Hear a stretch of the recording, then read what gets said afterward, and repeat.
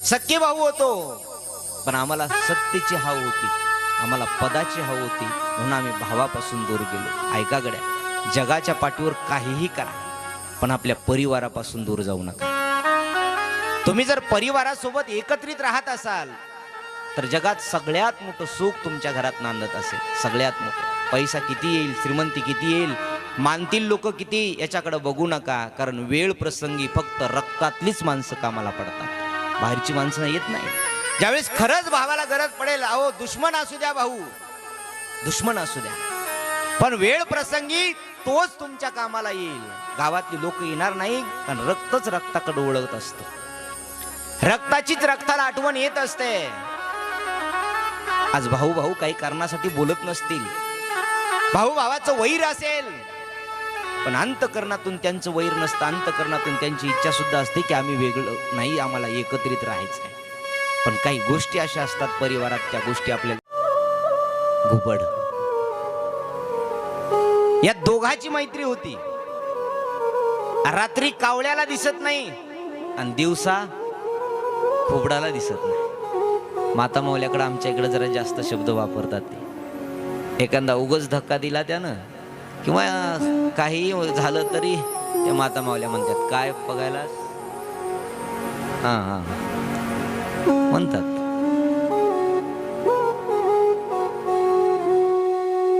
या दोघांची मैत्री होती. रात्रीच्या वेळी बोलताना घुबड गोल बोलत होतं. काही काही माणसं आहेत घुबडासारखी, अहो बोलताना इतकी गोड बोलते, असं असं ओळखा की हे कुठलंय, घुबडाच्या वंशातले. ते घुबड बोलताना गोड बोलत होतं आणि कावळे दादाला म्हणत होतं, दादा तुमची माझी मैत्री किती श्रेष्ठ आहे. रात्री तुम्हाला दिसत नाही, दिवसा मला दिसत नाही, तरी तुम्ही रात्रीच्या वेळी मला तुमच्या घरी जेवायला बोलवलंय, आदर आतिथ्य करायला बोलवलंय. उद्या माझ्या घरी तुम्ही या. बोलताना मात्र गोड बोलत होता आणि कपटपणानं कावळ्याला 5 पिल्ले होते. झोपलेल्या अवस्थेतले पिल्ले एक एक खात होता. 4 पिल्ल त्यांनी खाल्ले आणि बोलत बोलत घुबडानं 5वं पिल्लू चोचेत धरलं. ते पिल्लू जागं झालं दैवयोगानं, पंख फडफडले आणि खाली पडलं. त्याला आवाज आला कावळ्याला, आणि आवाज आला त्या कावळ्यानं आपले इकडे तिकडे पंख पिकळले. तर पाहिलं तर एकही घरट्यामध्ये कावळ्याचं पिल्लू राहिलं नाही, आपलं एकही बाळ राहिला नाही. त्यावेळेस दयेच्या अंतकरणातून जवळ घेतलेल्या घुबडाला कावळे दादा बोलायला लागला, अरे माझ्यासोबत विश्वासघात केलास, मित्र म्हणून माझ्या जवळ आलास आणि रात्रीच्या अवस्थेत झोपेत असलेली माझी मुलं खाऊन टाकली. साईक रे, तुला सुद्धा 5 मुलं आहे, दिवसात तुला दिसणार नाही. मी तुझ्या घरी येणार आणि झोपेत असलेले तुझे 5 पिल्लेला मारून टाकणार, खाऊन टाकणार. त्याचा बदला मी नक्की घेणार. घुबड उडून गेलं. कावळा मात्र शोक करत बसला आणि ऐकलं अश्वत्थाम्याने. अश्वत्थाम्याला पक्षाची भाषा कळत होती. हे ऐकलं अश्वत्थाम्यानं. अश्वत्थाम्याने विचार केला, 5 पांडवांना मारायचं असेल तर जागेपणी मारू शकणार नाही आपण त्यांना. 5 पांडव झोपलेली अवस्थेत असतानाच त्यांना मारणं उचित राहील. त्यांच्या हातात शस्त्र नसेल, त्यांच्या हातात अस्त्र नसेल, ते सावध नसतील, त्यावेळेस जाऊन आपण त्यांना मारलं पाहिजे. म्हणून रथ त्याच्या महलाकडे न वळवता त्यानं पांडवांच्या महलाकडे निघाला. रात्री 2ची वेळ झाली असेल. रात्री मध्यरात्रीच्या वेळी पांडवांच्या महलाजवळ रथ उभा केला. पण इकडे भगवान कृष्ण परमात्म्यानं भीम, नकुल, सहदेव, अर्जुन, द्रौपदी 5 पांडव आणि द्रौपदी मैयाला घेऊन कुठंतरी बाहेर गेले होते. आणि त्या 5 पांडवांच्या जागेवर 5 पांडवांची निष्पाप मुलं झोपलेली होती.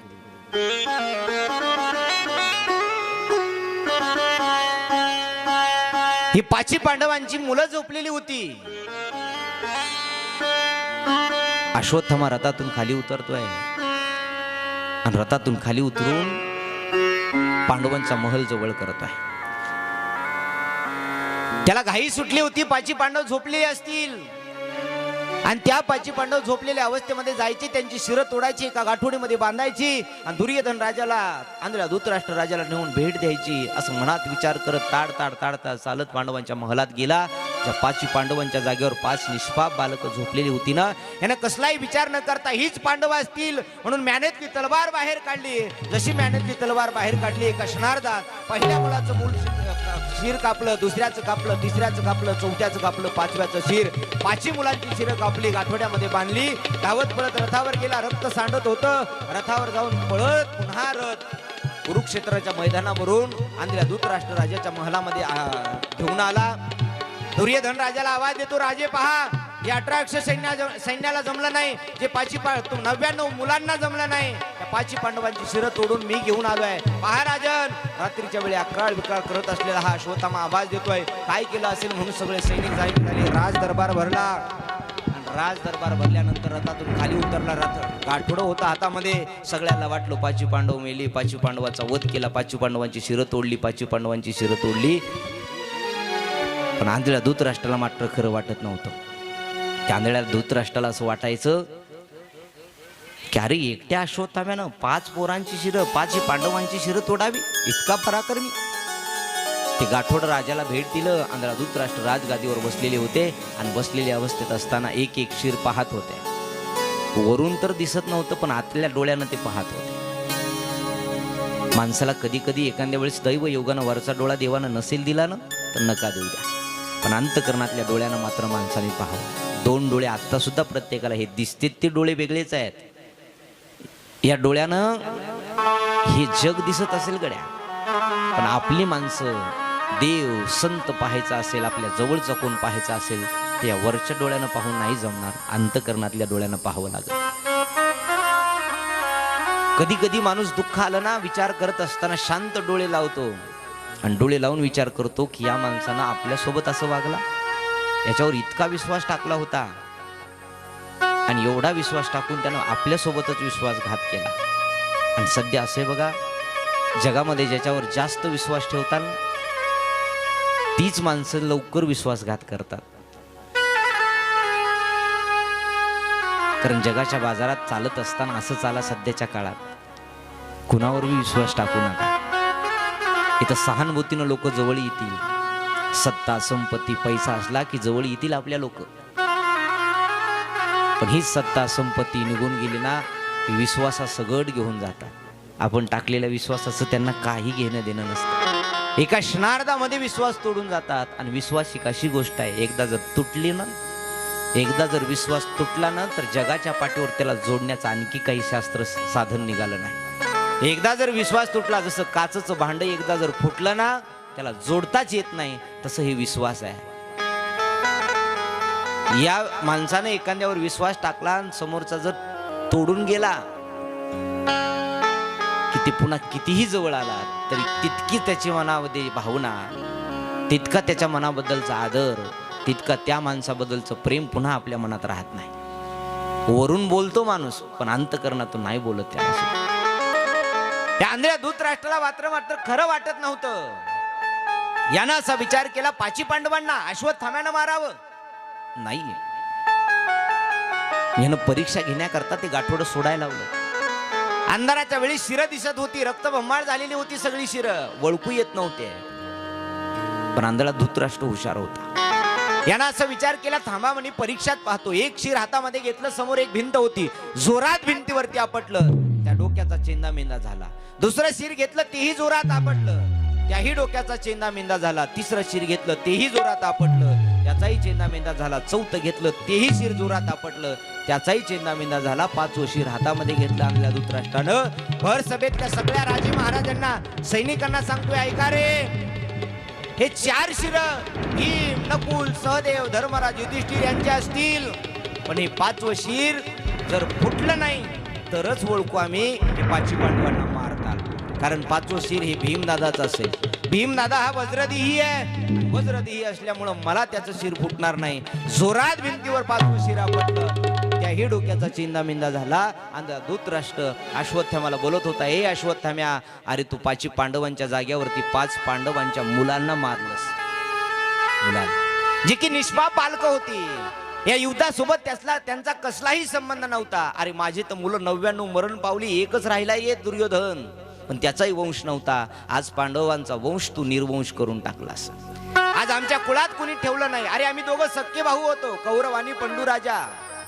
आंधळा धृतराष्ट्र सख्खे भाऊ होतो, पण आम्हाला सत्तेची हाव होती, आम्हाला पदाची हाव होती, म्हणून आम्ही भावापासून दूर गेलो. ऐका गड्या, जगाच्या पाठीवर काहीही करा, पण आपल्या परिवारापासून दूर जाऊ नका. तुम्ही जर परिवारासोबत एकत्रित राहत असाल तर जगात सगळ्यात मोठं सुख तुमच्या घरात नांदत असेल. सगळ्यात मोठं. पैसा किती येईल, श्रीमंती किती येईल, मानतील लोक किती याच्याकडे बघू नका, कारण वेळ प्रसंगी फक्त रक्तातलीच माणसं कामाला पडतात, बाहेरची माणसं येत नाही. ज्यावेळेस खरंच भावाला गरज पडेल, अहो दुश्मन असू द्या भाऊ, दुश्मन असू द्या, पण वेळ प्रसंगी तोच तुमच्या कामाला येईल. गावातली लोक येणार नाही, कारण रक्तच रक्ताकडे ओळखत असतं, रक्ताचीच रक्ताला आठवण येत असते. आज भाऊ भाऊ काही कारणासाठी बोलत नसतील, भाऊ भावाचं वैर असेल, पण अंतकरणातून त्यांचं वैर नसतं, अंतकरणातून त्यांची इच्छा सुद्धा असते की आम्ही वेगळं नाही, आम्हाला एकत्रित राहायचं आहे. पण काही गोष्टी अशा असतात परिवारात, त्या गोष्टी आपल्याला एक होऊ देत नाही. या आंधळ्या धूतराष्ट्राला वाटत होतं, अरे तुला बोलावं तरी काय, आम्हाला पद पाहिजे होतं, आम्हाला सत्ता पाहिजे होती, आम्हाला राजगादी पाहिजे होती, म्हणून आम्ही आमच्याच भावासोबत युद्ध केलं. आज युद्धात हाती तर काही लागलं नाही, कित्येक तरी सैन्यांचा जीव मात्र गेला, आमच्या मुलांचा जीव गेला, आमची लेकरं आमच्यापासून दूर झाली, कित्येकांचे आई वडील त्यांच्यापासून दूर झाले, कित्येकांचे वडील त्यांच्यापासून दूर झाले. अश्वत्थाम्या तुला काय बोलावं, अरे त्यांच्या हिस्सेचं दिलं असतं. भगवान कृष्ण परमात्म्यानं सांगितलं होतं की धृतराष्ट्र राजे फक्त 5 गाव तरी पांडवांना द्या, आनंदानं ते राहतील. पण आम्हाला हवं होती ना, आम्ही सांगितलं होतं सुईच्या टोकावर बसेल इतकी सुद्धा जमीन देणार नाही. पण आज काय हाती लागलं, काहीच नाही. आणि भावाभावाच्या वैरातून हाती काय लागतो, काहीच नाही, काही मिळत नाही. आतापर्यंत असं आहे का एखादा भाऊ एखाद्या भावासोबत भांडणं केले तर खूप मोठा झालाय? नाही, भाऊ भाऊ सोबत राहिले की भाऊ मोठा होतो. तो लहान असो मोठा असो, मोठ्याचा आदर लहानाने करावा, लहानाचा आदर मोठ्याने करावा. ही संस्कृती आपल्या भारत देशातली. या संस्कृतीच्या पाठीवर जगत असताना प्रभू रामचंद्रासारखा राजा, प्रभू रामचंद्रासारखा भाऊ आपल्या या भारत देशात झालाय, आणि याच भारताला शिकवण दिली आहे. वनवास मिळाला होता रामप्रभूला, पण सावत्र भाऊ लखनजी लक्ष्मण प्रभू रामचंद्राच्या सोबत गेले. लक्ष्मणाला वनवास नव्हताच ना, पण लखनजीनं सांगितलं माझा भाऊ वनवासात असेल तर मी सुद्धा वनवासात जाणार नाही, राहायचं मला, जिथं माझा भाऊ असेल तिथंच मी राहील. नशिबानं का होईना, प्रारब्धानं का होईना, पण भरत राजाला 14 वर्षाची गादी मिळाली होती, राजपद मिळालं होतं भरताला, राजा होणार होता अयोध्येचा भरत. ज्यावेळेस मामाच्या गावून परत आला नंदीग्रामहून, आल्यानंतर सगळं काही शोकाकुळ पाहिला, आपले वडील गेलेत पाहिले, कारण विचारलं तर कैकेयीनं वर मागून घेतले होते 2, एका वरानं प्रभूला वनवास आणि दुसऱ्या वरानं भरताला गादी. त्यावेळेस प्रभूचा भाऊ भरत सावत्र भाऊ होता, पण सावत्र भाऊ असताना कैकेयीला म्हणायला लागला, माता नाहीस तू वैरीने आहेस, अगं तुला वाटलं तरी कसं असं, माझा मोठा भाऊ असताना मी लहानानं राजगादीवर बसावं. आणि त्या भरतानं राजगादीचा त्याग केला, प्रभू रामचंद्राला परत आणण्याकरता चित्रकूट पर्यंत गेला, आणि नाही परत आले प्रभू रामचंद्र, आपल्या परिवाराला डाग लागल, कुळाला डाग लागल, रघुवंशाला डाग लागल, दिलेलं वचन अपूर्ण राहील म्हणून प्रभू वनवासात राहिले. आणि भरताना खडावा आणल्या, चप्पल आणले, राजगादीवर अयोध्येच्या ठेवले, आणि 14 वर्षे एका झोपडीत अयोध्या नगरीच्या बाहेर राहिला. ते बी प्रभू रामचंद्राचं म्हणणं ऐकून. तो भाऊ या भारत देशात झाला, राजा झाला होता भरत, नशिबानं का होईना, पण भरतानं सांगितलं माझा भाऊ वनवासात असेल तर मला राजपद नको. भावाची इच्छा म्हणून फक्त परत आलो, यांच्या पादुका चरण चप्पल ठेवले हो राजगादीवर, 14 वर्ष राज्य केलं त्या भारत देशात. पण या धृतराष्ट्राने सांगितलं, अरे तुला बोलावं तरी काय अश्वत्थामा, आम्हाला पदाची लालसा होती, आम्हाला सत्तेची लालसा होती, आम्हाला पैशाची हाव होती, आणि पैशाची हाव ज्यांनी ज्यांनी केली आयुष्यात त्यांना बर्बादीच मिळाली, सुख नाही मिळालं. परिवाराची हाव करा, पैशाची हाव करण्यापेक्षा परिवाराची ज्या दिवशी हाव करताल, आपली माणसं ज्या दिवशी आपल्याला कळतील, रक्ताची माणसं ज्या दिवशी रक्ताला कळतील ना, त्या दिवशी खरं सुख समाधान तुमच्या घरात नांदत असेल. सुख समाधान कुठल्या बाजारात विकत नाही मिळत, सुख समाधान कुणी बाहेरून आणून टाकत नाही आपल्यात, ते आपल्यालाच निर्माण करावं लागतंय, आणि ते परिवाराच्या एकजुटीने निर्माण होतं. बघता बघता पहाटची वेळ झाली, आंधळा धृतराष्ट्र रडतोय, अश्वत्थाम्याला सांगतोय, ए अश्वत्थाम्या, अरे ज्यावेळेस भीम नकुल सहदेव कृष्ण परमात्म्याला कळेल ना तू 5 पांडवांच्या मुलांना मारलंस, त्यावेळेस तुला सोडणार नाही, जा तुझा प्राण वाचव, सोडून दे सेनापती पदवीत, बघू आम्ही आमचं काय करायचं, सोड तुझा प्राण वाचव. त्यांना रथावरती बसला, उत्तर दिशेला रथ घेऊन निघाला. तोपर्यंत इकडे ब्रह्ममुहूर्तावर भगवान कृष्ण परमात्मा, द्रौपदी मैया, भीम नकुल सहदेव अर्जुन हे 5 पांडव महलामध्ये येत आहे.